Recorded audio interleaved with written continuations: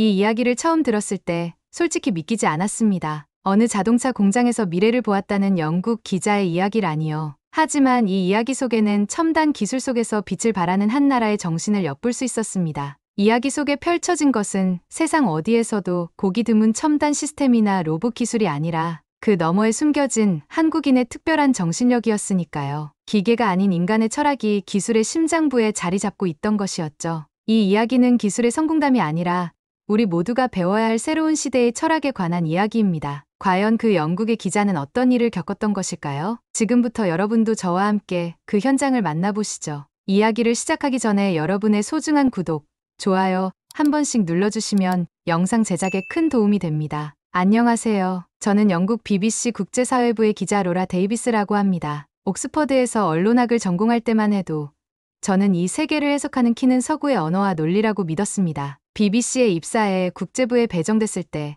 저는 그것이 그 신념의 연장선이라 여겼고 매일이 찬란한 영국의 유산을 계승하는 작업이라 생각했어요. 셰익스피어와 찰스 디킨스, 윈스턴 처칠과 마거릿 대처, 우리의 언어, 제도, 문학과 정신은 명실상부한 세계의 표준이었고 그것을 믿는 일은 곧 나 자신을 믿는 일이기도 했죠. 어느 날 아침 BBC 런던 본사 회의실에서 다음 취재 배정이 되었을 때가 생각이 납니다. 미국 조지아주 현대차 메타플랜트 준공식. 말이 끝나기도 전에 제 뇌리에 한국이라는 단어가 떠올랐고 저는 머리가 지끈거림을 느꼈습니다. 그건 호기심이 아니라 거부감에 가까운 반응이었어요. 가령 독일의 폭스바겐이나 일본의 도요타였다면 제 호기심이 반응했을지도 모르죠. 하지만 한국의 현대차라니요. 제게 그 나라는 케이팝과 온라인 쇼핑몰이 넘쳐나는 나라 정도로만 인식된 곳이었고 산업적으로든 문화적으로든 그렇게까지 주목받아야 할 이유를 찾지 못했어요. 그날 오후 피카딜리 서커스 근처의 단골 카페에 앉아 윈스턴 처칠 전기를 읽고 있었어요. 전쟁의 폐허에서 영국을 지켜낸 인물의 단단한 문장들 사이로 햇살이 부드럽게 스며드는 그 순간은 늘 제게 위안과 자긍심을 안겨주는 시간이었죠.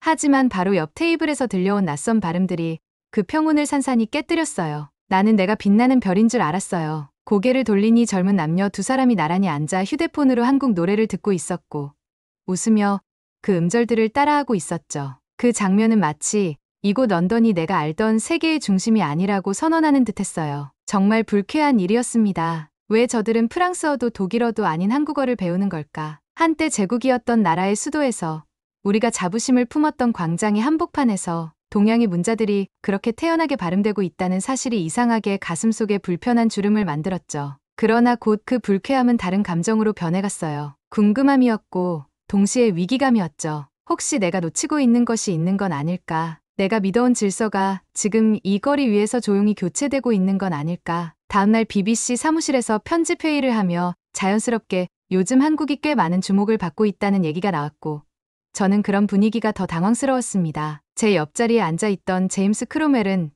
1980년대에서 90년대 도쿄 특파원으로 활동했던 인물로 일본 경제와 문화에 대한 애정이 깊은 사람이에요. 그는 제게 조용히 말했죠. 80년대에도 일본 열풍이 있었어. 금방 사라질 거야. 그 말에 저는 고개를 끄덕였습니다. 하지만 한편으로는 한국의 문화와 기술, 경제가 지금의 일본과는 전혀 다른 궤도로 움직이고 있다는 직감도 들었어요. 정확히 무엇이 다르고 무엇이 위협인지 설명할 수는 없었지만 이 낯선 혼란은 분명 무언가를 가리키고 있었어요. 저는 사무실에서 돌아오는 길에 옥스퍼드 스트리트를 걸었고 그곳에서도 이상한 장면을 목격했어요. 몇몇 상점 간판에 한글이 적혀 있었고 한국 디저트, K-뷰티라는 단어들이 거리에 자리 잡고 있었죠. 한때 영국 제국의 자취가 깃든 거리 위에 지금은 서울의 감각이 배치되고 있었던 겁니다. 그 순간 저는 처음으로 한국이라는 이름을 편견 없이 바라보려는 시도를 하게 되었어요. 그건 자존심이 아니라 성찰의 문제였어요. 내가 믿어온 위계가 과연 지금도 유효한가? 세계는 정말 여전히 영국을 중심으로 움직이고 있는가? 그날 밤 침대에 누웠을 때 머릿속에서 정리되지 않은 문장이 떠다녔어요. 그건 기성의 기준이 와해될 때 느끼는 본능적인 불안 같은 것이었죠. 저는 잠들기 전 처음으로 구글 검색창에 현대차 메타플랜트를 검색해보았어요. 화면에 뜬 여의도 4배 규모, 연간 50만 대 생산, AI 기반 로봇 시스템이라는 문구는 그날 낮 카페에서 들은 한국 노래보다 훨씬 더 큰 충격으로 제게 다가왔습니다. 며칠 후 런던 히드로 공항을 떠나 미국 조지아에 도착한 첫날, 공항을 빠져나오는 순간부터 모든 것이 제 기준에서 벗어나 있었어요. 습도 높은 공기, 단정하게 정비된 도로, 그리고 운전석에 앉은 택시 기사조차 침묵으로 일관하는 분위기까지. 조지아주 엘라벨이라는 도시는 지도에서조차 본 기억이 없던 곳이었고 그곳에 세계를 향한 첨단 자동차 공장이 있다는 사실은 제게 여전히 비현실적인 문장이었죠. BBC의 영상기자인 브라이언 소렌스탐은 카메라를 한시도 놓지 않은 채 창밖을 연신 찍고 있었어요. 그의 시선은 언제나 열려 있었고 흥미로운 대상 앞에서 움츠러들지 않았죠. 저와 달리 그는 기대에 찬 얼굴로 말없이 주변을 스케치하듯 관찰하고 있었고 그 모습은 제 안의 혼란을 더 선명하게 만들었어요. 수치로만 보았던 그 부지가 눈앞에 펼쳐졌을 때 저는 숨을 들이마시는 속도조차 느려졌어요. 1176만 평방피트, 여의도의 4배 크기, 철제와 유리로 덮인 대규모 구조물은 웅장하다는 표현을 초월해 있었고 그 위에 박힌 현대 로고는 낯설게 빛났습니다. 공장에 도착하자 우리 일행을 맞이한 이는 박지수라는 이름의 여성 엔지니어였습니다. 그녀는 유창한 영어로 자신을 소개한 뒤 투어를 시작했어요. 그 첫 마디는 아직도 생생하게 기억납니다. 자동차가 아니라 미래를 조립하는 현대차 메타플랜트에 오신 걸 환영합니다. 그 문장은 홍보용 문구처럼 들리지 않았습니다. 차분하면서도 힘이 있었고 한 글자 한 글자에 확신이 담겨 있었죠. 그녀의 눈빛은 그 문장을 단지 말한 것이 아니라 스스로 믿고 있다는 걸 증명하고 있었어요. 공장 내부는 기계음으로 가득할 거라는 저의 예상은 철저히 무너졌습니다. 거대한 조립 라인은 예상과 달리 정숙했고 그 정숙함은 마치 오케스트라의 튜닝이 완벽히 끝난 후 무대 위에 흐르는 무음 같았어요. 300대 이상의 무인 로봇이 정해진 궤도를 따라 부품을 실어 나르고 있었고 천장 위를 천천히 날아가는 드론은 마치 감시자가 아니라 분석가처럼 느껴졌어요. 브라이언은 촬영을 멈추지 않았습니다. 저는 그의 렌즈 너머로 공장을 바라보며 이 장면이 단지 기술력으로 설명되지 않는다는 사실을 서서히 인식하게 되었어요. 이곳은 단순한 생산 설비의 축적이 아니라 일관된 철학과 태도가 반복되고 있다는 증거였죠. 현대차가 이곳을 단순한 미국 공장이 아니라 미래차 클러스터라고 부른다는 사실이 머릿속을 스쳤고 그 표현이 비로소 이해되기 시작했어요. 박지수는 이어서 설명했어요. 배터리, 전장, 조립, 품질 검사까지 모든 공정이 이 안에서 연결돼 있습니다. 단 한 대의 차도 외부에서 처리하지 않아요. 완전한 내재화인 거죠. 그녀의 말은 자랑이 아니라 사실의 나열이었습니다. 그러나 그 나열은 저에게 있어선 무너짐이었고 동시에 자극이었어요. 지금 제 눈앞에서 움직이는 이 거대한 구조물이 단 한 나라의 설계에 의해 이렇게 유기적으로 작동하고 있다는 현실이 제가 품고 있던 산업 질서의 도식들을 하나하나 허물고 있었죠. 하루 200대의 생산 능력, 주차 로봇 48대가 완성 차량을 실시간으로 이동시키고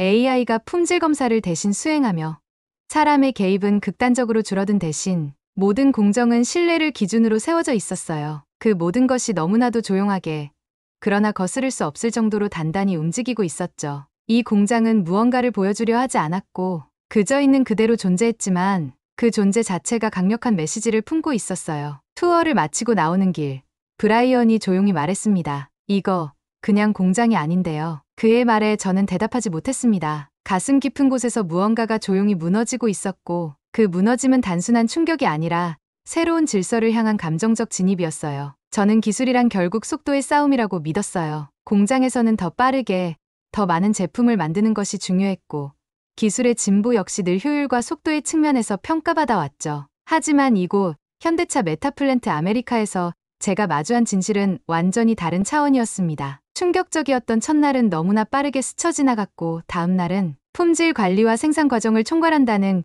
케빈 리 부장이 우리를 맞이했습니다. 미국에서 태어났지만 한국의 뿌리를 가진 그는 기술과 철학을 동시에 품고 있는 인물이었죠. 차분하고 명료한 그의 목소리에서 자신감과 진정성이 느껴졌어요. 그는 품질관리센터의 거대한 화면을 우리 앞에 보여주었습니다. 화면 속에서는 차량의 생산 과정이 데이터로 정밀하게 기록되고 있었어요. 공정마다 발생할 수 있는 문제점이 실시간으로 점검되었고 데이터는 치밀하고 완벽한 논리 구조 속에서 흘러가고 있었습니다. 마치 생물의 혈관 속을 흐르는 피처럼 말이죠. 단순히 기술적으로 놀라운 장면이라기보다는 그 자체로 유기적이고 살아있는 시스템처럼 느껴졌어요. 그때였어요. 케빈 부장이 아주 조용히 그러나 깊은 울림이 있는 한 문장을 말했죠. 우리는 생산 속도보다 상품의 신뢰를 우선으로 설계합니다. 저는 그의 말을 듣고 순간적으로 움직일 수 없었어요. 그 문장은 귀에 들린 것이 아니라 가슴 깊은 곳을 정확히 두드리고 있었습니다. 속도가 아닌 신뢰라니 단지 멋진 수사적 표현이라고 하기엔 너무나 진지했고 또 무거웠죠. 돌이켜보면 제가 지금껏 경험했던 모든 산업 현장은 생산의 속도를 극대화하기 위한 장소였어요. 빠르게 조립하고 빠르게 출고하는 것이 기술 발전의 목표였죠. 그런데 이곳은 달랐습니다. 현대차 메타플랜트에서 추구하는 것은 속도의 경쟁이 아니었어요. 그들은 완벽한 신뢰, 즉 실수가 없는 시스템을 추구했고 그 신뢰가 완성되면 속도는 저절로 따라온다고 믿고 있었죠. 케빈 부장은 이어서 말했습니다. 여기서 쓰는 AI 시스템은 단지 불량을 찾아내는 것이 아니라 불량이 생길 가능성 자체를 제거합니다. 저는 그의 말을 들으며 마치 보이지 않는 무언가가 제 가슴속에서 깨져가는 것을 느꼈어요. 이것은 단순한 기술이 아니라 기술을 다루는 인간의 태도와 철학에 대한 이야기였습니다. 불량을 찾는 것이 아니라 불량을 처음부터 없애는 시스템이라니요. 저는 그때서야 이 공장이 어떤 곳인지 조금씩 이해하기 시작했어요. 그 순간 박지수 엔지니어가 제 옆으로 다가와 작고도 뚜렷한 목소리로 덧붙였어요. 이곳의 시스템이 정교한 이유는 실수를 최대한 줄이고자 하는 책임감 때문입니다. 우리는 기술을 만들기 전에 먼저 사람의 태도를 설계하죠. 그녀의 말에 저는 숨이 멎는 듯한 감정을 느꼈어요. 이제 저는 기술을 넘어선 철학의 영역에 서 있었고 그것이 바로 현대차가 이 공장을 통해 세계에 보여주고 싶은 것이었어요. 저는 영국에서 기술과 제조업을 수없이 취재해왔습니다. 우리의 제조업은 장인의 손끝에서 만들어진 전통적인 기술력을 자랑하곤 했어요. 그러나 그 아름다운 전통 속에서 우리는 종종 혁신을 잊었고 기술은 과거의 성공에 기대어 더 나아가지 못하는 경우가 많았죠. 반면 이 한국 기업은 전통적 접근 방식을 완전히 재구성하여 신뢰를 기술보다 먼저 생각하고 철학을 시스템의 중심으로 삼는 방식을 실천하고 있었습니다. 그 순간 제 마음속엔 지금껏 쌓아 올린 자존심이 부끄러움과 함께 무너지기 시작했어요. 브라이언 소렌스탐은 그 이야기를 듣고 나서 촬영을 멈추고는 조용히 저를 바라보며 작은 메모지에 한 줄을 적어 보여줬어요. 이건 단순한 혁신이 아니라 사고방식의 진화다. 저는 고개를 끄덕일 수밖에 없었어요.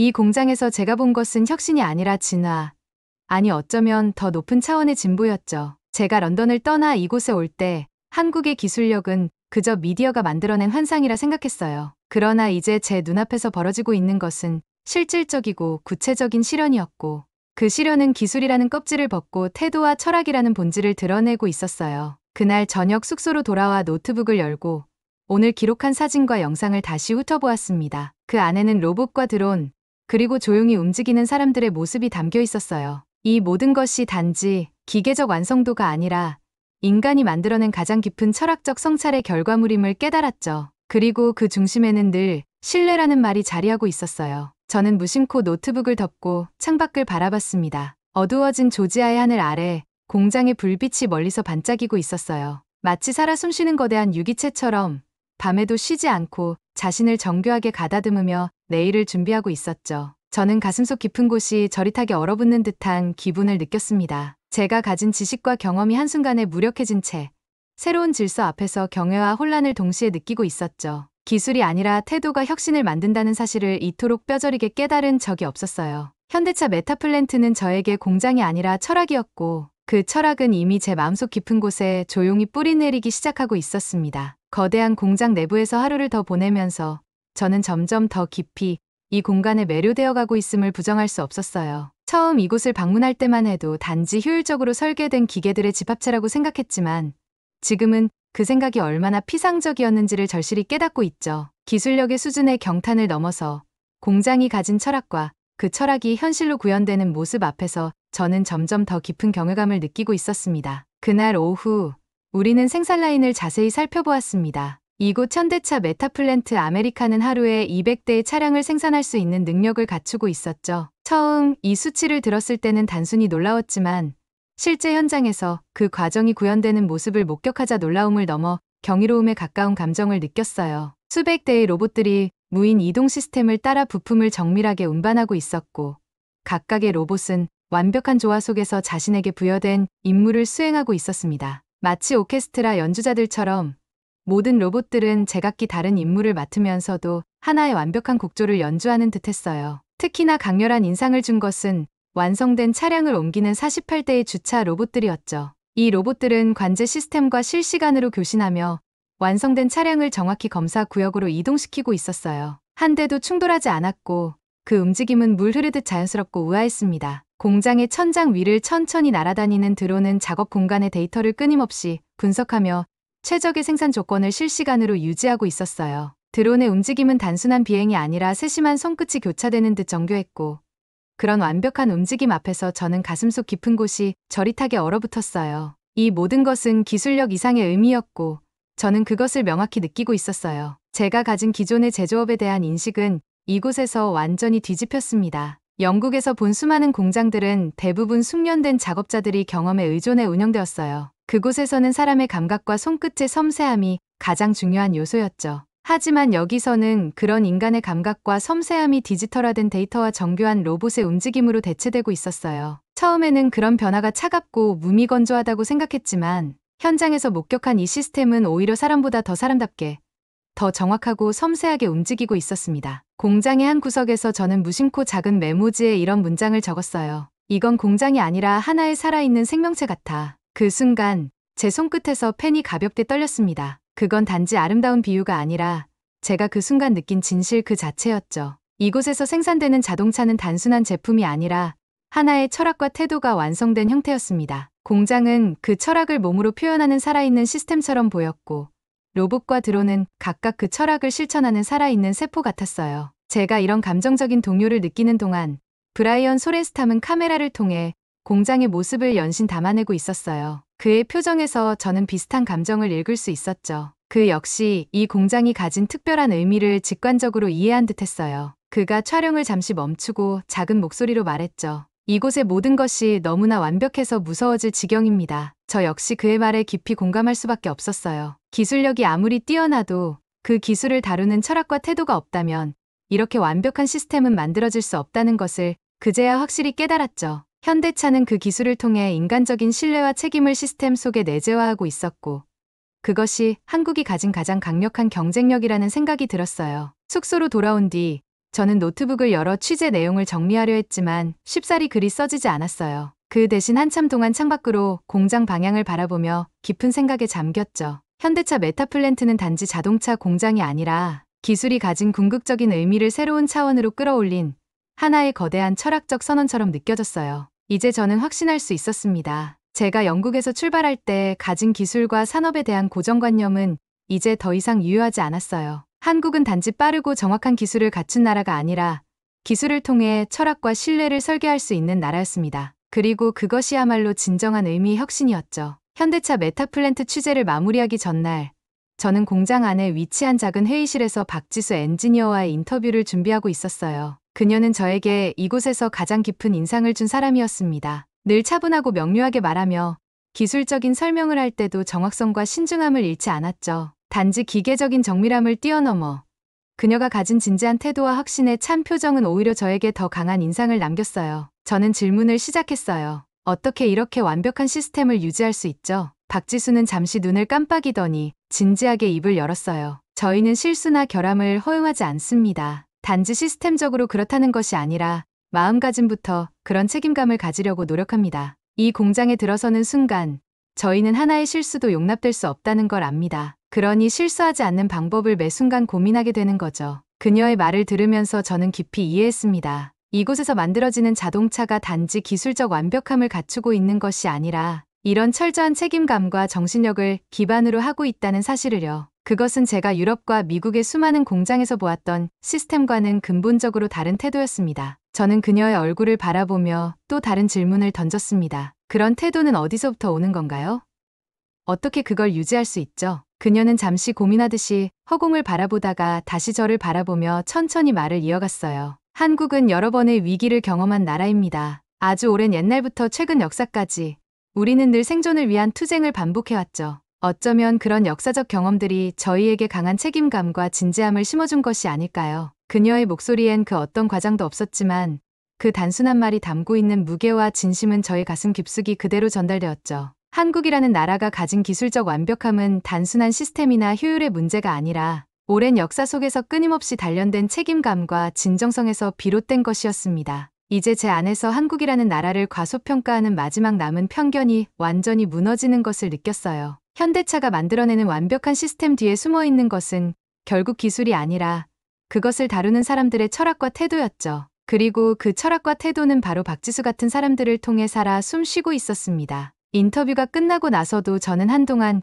그녀의 말에서 빠져나올 수 없었어요. 이 공장을 처음 방문했을 때 느꼈던 가벼운 의심과 냉소적인 시선이 부끄러워지기 시작했죠. 제가 과거에 생각했던 기술적 우월감은 더 이상 의미가 없었어요. 이곳에서 보고 느낀 것은 단지 기술적 발전이 아니라 사람의 정신과 철학이 기술을 어떻게 더욱 빛나게 만드는지에 대한 깊은 깨달음이었죠. 숙소로 돌아오는 길에 저는 혼자 천천히 걸으며 공장의 거대한 건물을 다시 바라보았어요. 그 공간은 이제 저에게 완벽히 다른 의미로 다가왔죠. 단지 효율적인 생산시설이 아니라 오랜 역사적 경험에서 비롯된 강력한 정신력과 책임감이 형상화된 하나의 상징이었습니다. 이제 저는 더 이상 한국을 기술적 발전으로만 설명할 수 없었어요. 이 나라는 오랜 역사적 위기 속에서도 끊임없이 새로운 기회를 만들어내고 그것을 완벽한 책임감과 진정성으로 완성시킨 나라였죠. 박지수 엔지니어가 보여준 그 강력한 정신력과 태도는 바로 한국이라는 나라 전체가 가진 힘의 본질이었습니다. 돌이켜보면 저는 현대차 메타플랜트 취재를 통해서 단지 뛰어난 기술력을 본 것이 아니라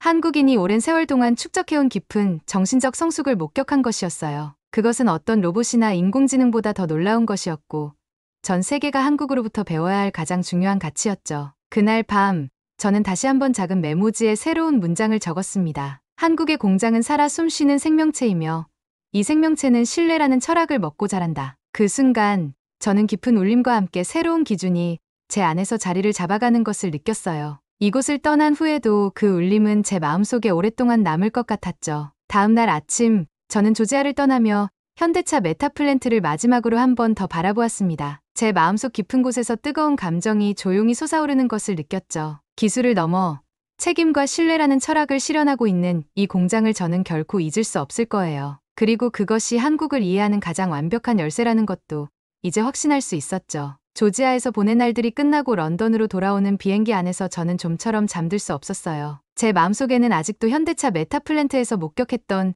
수많은 장면과 감정들이 복잡하게 얽혀 있었기 때문이죠. 공장을 처음 방문하기 전까지만 해도 한국은 단지 미디어가 만들어낸 과장된 이미지에 불과하다고 생각했어요. 하지만 그 며칠간의 취재는 저의 그 얄팍한 믿음을 철저히 허물어버렸고 가슴 깊숙한 곳에 지금껏 없던 새로운 의문과 감동을 심어놓았습니다. 런던에 도착한 다음 날 BBC 본사 사무실로 출근하면서 제 마음은 마치 낯선 곳으로 향하는 여행자처럼 흔들리고 있었죠. 오랜만에 다시 본 익숙한 런던의 모습이 어딘가 낯설고 낡아 보이는 느낌마저 들었어요. 아마도 제 안의 기준이 조금씩 변화하기 시작했기 때문일지도 모르겠습니다. 오후에 편집회의에서 저는 조지아 현대차 공장에서 보고 느낀 것들을 간단히 동료들에게 설명했습니다. 그때 BBC의 베테랑 기자이자 일본 문화 전문가인 제임스 크로멜의 얼굴이 다소 냉소적으로 굳어가는 것을 느꼈죠. 그는 일본에 대한 깊은 애정을 가진 사람이었고 동양권 국가들의 발전은 언제나 일본을 중심으로 이뤄질 것이라 믿는 사람이었어요. 그래서인지 그가 보여준 표정에서는 인정보다는 강한 의구심과 반감이 읽혔죠. 그는 회의가 끝나자 제게 다가와 말했어요. 이번 한국 취재는 그저 일시적인 과대평가일 뿐이에요. 몇 년 뒤면 다시 일본이나 독일, 미국 같은 나라들이 중심이 될 겁니다. 제임스의 그 한마디에 저는 순간적으로 대답을 할 수 없었어요. 가슴 한구석이 무겁게 내려앉는 느낌과 함께 설명하기 어려운 아쉬움과 답답함이 동시에 올라왔죠. 그는 여전히 과거의 질서 속에 머물러 있었고 저는 이미 다른 곳에서 본 새로운 질서를 그에게 설득하기 어렵다는 것을 깨달았어요. 사무실에서 나와 혼자 걸은 옥스퍼드 스트리트는 그날따라 더욱 길고 낯설게 느껴졌습니다. 그런데 길을 걷던 도중 제 눈앞에 예전엔 보이지 않았던 새로운 풍경이 펼쳐졌어요. 한글이 적힌 간판과 한국식 카페, 화장품 가게가 여기저기 자리 잡고 있었고 젊은이들이 자연스럽게 한국 제품을 사거나 한글 메뉴판을 들여다보고 있었습니다. 이 거리에서 한글은 더 이상 이국적이거나 낯선 것이 아니라 자연스러운 문화의 일부처럼 자리 잡고 있었죠. 마치 제임스의 말이 완벽히 틀렸다는 것을 눈앞에서 증명하는 듯 했습니다. 사실 영국의 중심부에 이렇게 한글이 자리 잡을 거라고는 한 번도 생각해 본 적 없었어요. 그동안 저는 세계가 영국이나 유럽 중심의 문화와 질서를 따라가고 있다고 굳게 믿었으니까요. 하지만 옥스퍼드 스트리트의 그 장면은 그런 믿음이 더 이상 유효하지 않다는 사실을 너무나 선명히 보여줬죠. 그 순간 저는 한국이 단지 잠깐의 유행이 아니라 이미 세계 질서의 한 축을 담당하고 있다는 것을 깨닫게 되었어요. 이 변화는 기술과 제조업을 넘어 문화 전반으로 확대되고 있었고 영국의 젊은 세대에게는 너무나 자연스러운 현실로 자리 잡고 있었죠. 저는 다시 발걸음을 옮기며 현대차 메타플랜트에서 본 장면들이 떠올랐습니다. 완벽한 조화 속에서 움직이던 로봇들과 드론, 그리고 케빈 리 부장의 신뢰를 먼저 설계한다는 말까지. 그 순간 제임스의 회의적 표정이 머릿속을 스쳤어요. 그는 여전히 과거의 질서 속에서 앞으로의 세계를 바라보고 있었지만 저는 이제 더 이상 그렇게 생각할 수 없었죠. 집에 돌아와 혼자 노트북을 열었을 때 저는 잠시 숨을 고르고 깊이 생각에 잠겼습니다. 그리고 제가 느낀 그대로를 솔직히 기록하기로 했어요. 노트북 화면에 제가 쓴 첫 문장은 이것이었어요. 한국은 단순히 발전하는 나라가 아니라 이미 세계가 참고하고 배우기 시작한 나라다. 이제 저는 한국을 더 이상 과소평가할 수 없었어요. 단지 몇 년 만에 기술과 문화, 철학까지 새로운 기준을 세우고 있는 그 나라를 인정하지 않을 수 없었죠. 그리고 그런 깨달음은 부끄러움이나 혼란이 아니라 저를 더 넓은 세계로 안내하는 따뜻한 충격처럼 느껴졌어요. 다음날 출근길에 저는 다시 한번 옥스퍼드 스트리트를 천천히 걸었습니다. 이번에는 더 이상 낯설지 않은 거리 위에서 한국이 만들어가는 새로운 세계 질서가 자연스럽게 느껴졌어요. 제 안에 품고 있던 낡은 믿음과 자존심이 이미 무너졌다는 것을 인정하는 데 시간이 조금 걸렸지만 그 인정을 통해 저는 한 단계 더 성장할 수 있었다고 믿어요. 이제 저는 한국을 과소평가했던 지난날의 저 자신에게 조용히 작별을 고하고 있었습니다. 한국은 더 이상 다른 나라들이 만들어 놓은 질서를 뒤따라가는 나라가 아니라 자신만의 기준으로 새로운 질서를 만들어 나가고 있는 나라였어요. 그리고 그것이 바로 제가 조지아에서 목격한 현대차 메타플랜트의 진정한 의미였죠. 런던의 거리에서 마주한 한글 간판들은 이제 제게 더 이상 낯설지 않았습니다. 오히려 앞으로 다가올 더 큰 변화의 신호처럼 느껴졌어요. 한국이 전 세계에 보여줄 수 있는 것이 이제 겨우 시작일 뿐이라는 생각이 들었습니다. 그리고 저는 이 변화를 좀 더 깊이 지켜보고 싶었어요. 어쩌면 이제는 한국이 보여줄 미래를 따라가는 것이 저희 새로운 기준이 될지도 모르니까요. 이제 저는 한국을 더 이상 오해하지 않을 겁니다. 그들이 가진 기술력의 본질이 결국엔 철학과 정신이라는 것을 알게 되었으니까요. 그리고 이 깨달음이야말로 저에게 가장 값진 선물이자 앞으로의 저를 이끌어갈 새로운 기준이 될 것이라 믿어요. 그날 이후 저는 한국이라는 나라의 역사를 진지하게 공부하기 시작했어요. 한국은 그동안 제가 단순히 효율적인 시스템 정도로 치부했던 것을 넘어 역사적으로도 매우 특별한 나라였죠. 특히 한국인들이 겪었던 수많은 역경과 시련들을 조사하면서 저는 단순한 호기심 이상의 감정을 느끼게 되었어요. 가슴속 깊은 곳이 저릿하게 얼어붙듯이 한국이 가진 역사의 무게를 실감할수록 제 감정 또한 더 깊어져 갔습니다. 가장 먼저 접한 것은 일제강점기였어요. 1910년부터 1945년까지 한국은 일본의 식민 지배 아래 있었습니다. 문화와 언어를 빼앗기고 이름까지 잃어버려야 했던 그 긴 시간 동안 한국인들이 보여준 저항과 투쟁의 정신은 놀라움 그 자체였죠. 특히 3.1운동에서 시작된 평화적 시위의 흐름은 세계 어디에서도 보기 힘든 결의와 용기였어요. 어떤 무력적 대응 없이도 단지 자신들의 존엄을 지키기 위해 거리로 나와 목소리를 높였던 한국인들의 모습을 상상하며 저는 깊은 경외감을 느꼈습니다. 더욱 놀라운 점은 그런 가혹한 시기를 겪으면서도 그들이 결코 포기하지 않았다는 것이죠. 한국인들은 오히려 더 강하게 저항했고 더 단단하게 결속했으며 그 모든 역경을 결국 이겨냈어요. 윤봉길 의사의 의거를 비롯한 수많은 독립운동가들의 희생은 단지 역사적 사실이 아니라 한국인의 정신력을 그대로 상징하는 사건들이었죠. 그런 정신력이 바로 제가 현대차 공장에서 만났던 그들의 진지하고 책임감 있는 태도의 뿌리라는 것을 알게 되었습니다. 그리고 제가 접한 다음의 역사는 한국전쟁이었습니다. 1950년부터 1953년까지 한반도를 초토화시켰던 그 잔혹한 전쟁에서 한국은 다시 한번 극단의 시련을 겪었어요. 수백만 명의 희생자와 폐허가 된 땅 위에서 한국인들은 다시 시작해야 했죠. 하지만 그들의 보궐력과 회복력은 그 어떤 나라와도 비교할 수 없을 정도였습니다. 제가 알던 유럽의 어떤 나라보다도 더 절망적인 상황에서도 그들은 끝까지 희망을 놓지 않고 더 나은 미래를 만들어내기 위해 끊임없이 노력했어요. 특히 1960년대 이후 이뤄진 급속한 경제 발전과 산업화는 한강의 기적이라는 이름으로 세계에 널리 알려져 있었죠. 하지만 저는 이제서야 그것이 단지 경제적 성공이 아니라 한국인들의 끈질긴 정신력과 성실함이 만든 결과라는 것을 깨달았어요. 저는 그들이 가진 기술력과 경제력을 과소평가했었지만 이제는 그것이 얼마나 어리석은 오해였는지를 잘 알고 있었죠. 최근 현대차 메타플랜트에서 본 완벽한 시스템과 높은 기술력이 바로 이런 역사적 배경 속에서 만들어졌다는 사실을 깨닫자 제 마음속에서는 다시 한번 깊은 존경심이 솟아올랐습니다. 이 모든 것이 우연히 이뤄진 것이 아니라 한국인들이 오랜 역사 속에서 끊임없이 겪어온 역경과 고난의 결과였다는 사실은 정말이지 제 마음을 크게 움직였어요. 그날 저는 혼자 런던의 작은 카페에 앉아 그동안 조사하고 깨달은 내용을 하나하나 정리했어요. 지금까지 제가 한국이라는 나라를 오해하고 있었던 이유는 그들의 역사를 몰랐기 때문이었죠. 저는 기술력과 경제력이라는 표면적인 성취 뒤에 감춰져 있던 한국인의 진정한 힘이 무엇인지 이제서야 명확히 이해할 수 있었습니다. 영국과 유럽의 산업 현장에서 저는 수없이 많은 혁신과 기술 발전을 보았습니다. 하지만 한국인들이 보여준 태도와 정신력, 책임감은 그 어떤 기술보다도 더 혁신적이고 깊이 있는 것이었어요. 기술은 따라잡을 수 있지만 그들의 역사를 통해 단련된 정신력과 철학적 깊이는 쉽게 모방할 수 없다는 것을 저는 확신하게 되었죠. 집으로 돌아오는 길에 저는 조용히 생각했어요. 더 이상 한국을 과소평가하거나 얕볼 수 없다는 것을 인정하는데 오랜 시간이 걸렸지만 이제 저는 그런 편견에서 완전히 자유로워졌어요.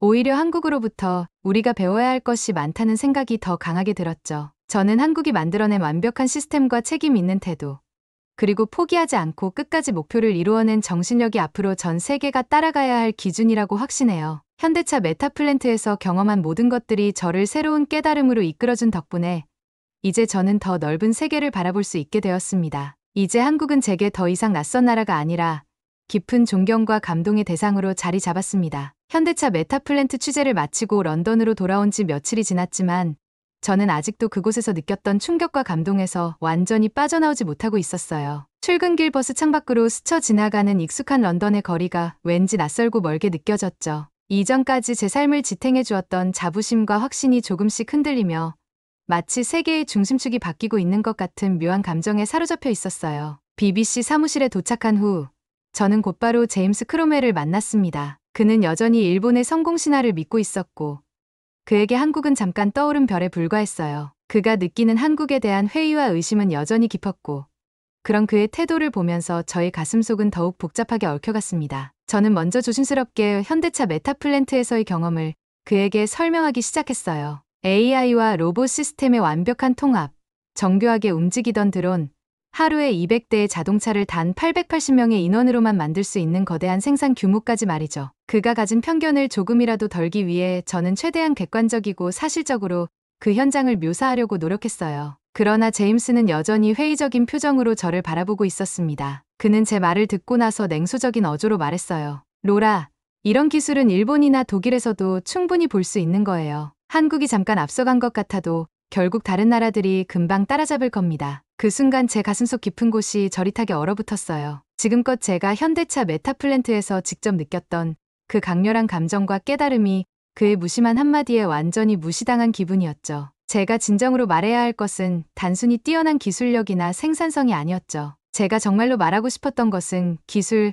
그 너머에 있는 한국인의 태도와 철학, 그리고 오랜 역사를 통해 축적된 강인한 정신력이었으니까요. 저는 다시 입을 열었습니다. 조지아에서 제가 가장 깊게 깨달은 것은 한국의 기술력이 단순히 속도와 효율만을 위한 것이 아니라 근본적으로 다른 철학 위에 세워져 있다는 점이라고 말이죠. 한국인들은 기술을 다룰 때조차 결코 가볍게 생각하지 않고 모든 공정 하나하나에 깊은 책임감을 부여하고 있었어요. 이러한 철학이 있었기 때문에 그들이 만들어낸 시스템이 단지 효율적이기만 한 것이 아니라 신뢰와 안전을 완벽히 보장할 수 있었던 것이었죠. 저는 제임스에게 차분한 어조로 이렇게 말했어요. 한국은 우리보다 늦게 출발했지만 지금 그들은 더 멀리, 더 깊이 보고 있어요. 단지 제품을 생산하는 것이 아니라 제품 하나하나의 철학과 정신을 담고 있죠. 이제 우리는 그런 한국으로부터 배우기 시작해야 합니다. 제임스의 얼굴에는 작은 당황스러움이 떠올랐어요. 지금껏 그가 보지 못했던 새로운 세계가 제 말 속에서 펼쳐지고 있었죠. 그날 밤 저는 집에 돌아와 혼자 노트북을 켜고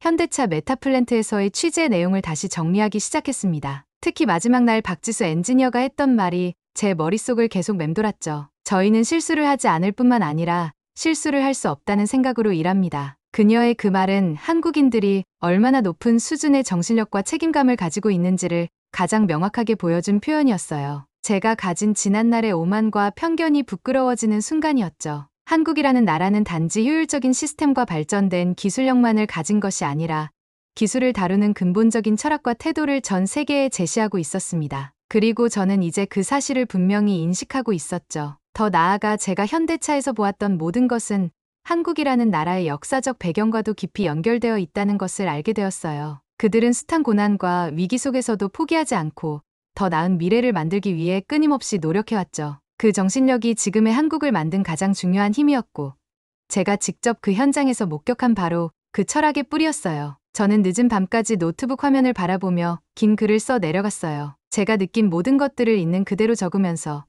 이제 저는 한국을 이전과 같은 시선으로 바라볼 수 없다는 것을 명확히 인정했습니다. 이것은 저희 자존심을 허물어뜨리는 것이 아니라 오히려 더 넓은 세상을 이해하게 해주는 값진 깨달음이었죠. 이제 저는 확신할 수 있어요. 한국은 단지 일시적으로 떠오른 별이 아니라 새로운 시대의 기준을 만들어 가고 있다는 것을 말이죠. 그리고 저는 그 깨달음을 더 많은 사람들에게 전달하기 위해 앞으로 더욱 노력할 것입니다. 어쩌면 이것이 바로 제가 해야 할 가장 중요한 일일지도 모르니까요. 런던의 밤은 유난히 조용했고 창밖으로 스며드는 불빛 아래서 저는 홀로 앉아 있었습니다. 다시 한번 짐을 꾸리고 내일이면 서울로 떠난다는 생각을 하니 왠지 모를 설렘과 긴장이 가슴 깊숙한 곳에서부터 천천히 퍼져나가기 시작했어요. 현대차 메타플랜트의 취재를 마치고 런던으로 돌아왔을 때만 해도 제가 다시 이렇게 한국을 찾아갈 거라고는 전혀 생각하지 못했죠. 그러나 이제 저에게 한국은 더 이상 단순한 취재 대상이 아니라 인생의 방향을 바꿔놓은 가장 의미 있는 경험이 되었습니다. 불과 몇 달 전만 해도 저는 한국을 그저 경제적 성장을 이뤄낸 신흥 국가 정도로만 생각했어요. 그들이 만든 첨단 제품들이나 뛰어난 문화 콘텐츠를 보면서도 그 밑바탕에 숨겨진 진짜 힘을 제대로 이해하지 못한 채 말이죠. 하지만 지금의 저는 분명히 다릅니다. 이제야 비로소 저는 한국이 가진 진정한 저력을 이해하게 되었어요. 지난 몇 주간 런던에서도 많은 변화가 있었어요. 제가 제작한 리포트가 BBC를 통해 전 세계에 방영된 이후 사람들은 단지 한국의 발전된 기술이 아니라 그 기술을 가능케 한 철학과 정신력에 대해 이야기하기 시작했죠. 제가 소개한 내용이 수많은 사람들의 가슴에 깊은 울림을 주었다는 사실은 제게 믿기 어려울 만큼 감격스러운 일이었습니다. 전 세계에서 보내온 메일과 메시지 속에는 이제 한국을 진정으로 존경하고 배우고 싶다는 내용들이 가득했어요. 심지어 영국 정부에서도 한국과의 협력을 공식적으로 고려하기 시작했죠. 며칠 전 한 고위 정치인은 BBC와의 인터뷰에서 이런 말을 했어요. 한국은 이제 단지 따라잡아야 할 대상이 아니라 우리가 앞으로 나아갈 방향을 제시하는 나라입니다. 그 순간 저는 진정한 변화가 시작되었음을 실감했습니다. 그리고 이 모든 변화의 출발점에 제가 서 있었다는 사실은 저에게 이루 말할 수 없는 자부심과 책임감을 느끼게 해주었어요. 이제 저는 한국으로 갑니다. 이번엔 취재가 아니라 더 깊이 배우고 이해하기 위해서죠. 서울로 향하는 여정이 제게 어떤 의미인지 이제 저는 너무도 명확히 알고 있습니다. 더 이상 한국은 낯선 나라가 아니라 제가 진정으로 존경하고 배우고 싶은 대상이에요. 한국의 역사와 철학, 정신력을 더 가까이에서 체험하고 이해하며 그것을 통해 제가 더 나은 사람이 될 수 있으리라고 확신합니다. 짐을 꾸리며 저는 다시 한번 런던에서의 첫 번째 기억을 떠올렸어요. 피카딜리 서커스의 카페에서 한글을 공부하던 젊은이들을 처음 보았을 때의 그 순간이요. 그때 저는 그 모습을 보고 이상한 감정을 느꼈죠. 그러나 이제는 그들의 선택이 얼마나 현명하고 앞서 있었는지 잘 알게 되었어요. 한글이 아니라 한국이라는 나라가 곧 미래였으니까요. 가끔씩 그때를 생각하면 스스로가 부끄러워지기도 합니다. 한국에 대해 갖고 있던 오만한 태도와 편견이 얼마나 무지했는지 이제는 분명히 알게 되었으니까요. 하지만 동시에 그런 깨달음이 있었기에 제가 더 깊고 넓은 세계를 바라볼 수 있게 되었다는 사실에 감사합니다. 이 모든 변화가 제게 새로운 시야와 삶의 방향을 선물해 주었죠. 저는 이제 한국에서 더 많은 것을 배우고 그 경험을 더 많은 사람들과 나누고 싶어요. 제가 발견한 한국의 철학과 정신력이 단지 한국 안에서만 머무르지 않고 전 세계 모든 사람들에게 전해지기를 바라며요. 그것이야말로 제가 앞으로 해야 할 가장 중요한 일이 될 것입니다. 창밖으로 어둠이 조금씩 걷히고 새벽이 찾아오기 시작했어요. 이제 곧 공항으로 향할 시간이죠. 제가 한국에서 경험할 것들이 어떤 것이든 저는 더 열린 마음과 겸손한 태도로 그것들을 받아들일 준비가 되어 있습니다. 지금 제 앞에 놓인 한국행 비행기 티켓을 바라보며 저는 조용히 미소를 지었습니다. 처음 현대차 메타플랜트로 떠나던 그때의 긴장과 불안은 이제 더 이상 없어요. 그 대신 깊은 존경과 설렘만이 가슴 속에서 고요히 출렁이고 있죠. 이제 한국은 제게 더 이상 낯선 이방의 나라가 아니라 제가 평생 배우고 싶은 삶의 철학과 정신력을 가진 나라입니다. 서울로 떠나는 이 순간이 제 삶의 새로운 시작이 될 것이라는 확신과 함께 저는 조용히 자리에서 일어났어요. 저는 이 여정이 얼마나 소중하고 특별한 것인지 너무도 잘 알고 있죠. 제 마음속에서 이제 한국은 미래를 밝히는 가장 빛나는 별입니다. 그리고 저는 그 별을 향해 이제 다시 한번 조용히 걸음을 옮기기 시작합니다.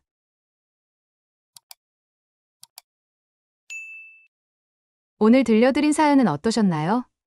이야기가 마음에 드셨다면 좋아요 한번 눌러주시고요. 긴 영상 끝까지 함께 해주셔서 감사드리며 저는 다음 영상으로 다시 찾아뵙겠습니다. 감사합니다.